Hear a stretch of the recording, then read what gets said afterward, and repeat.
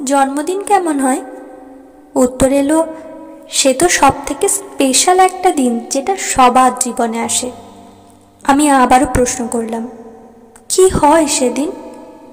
আবারও উত্তর এলো, এমা, এত বড় হয়ে গেলে আর জন্মদিনই কি হয় জানো না? আচ্ছা, শোনো তাহলে।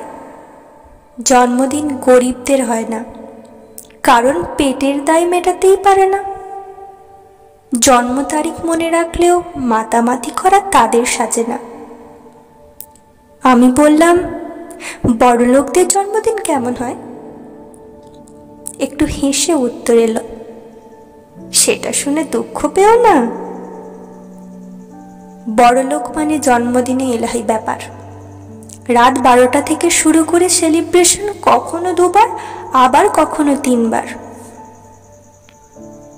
বন্ধু মহল থেকে শুরু করে পাশের বাড়ির কাকিমা, জন্মদিনে কেউ খালি হাতে যায় না।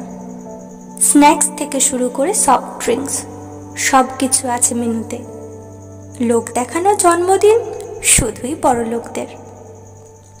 অতিরিক্ত পায় যারা, না পাওয়ার কষ্ট তারা বোঝে না, তাই জন্মদিন সবার ভাগ্যে জোটে না।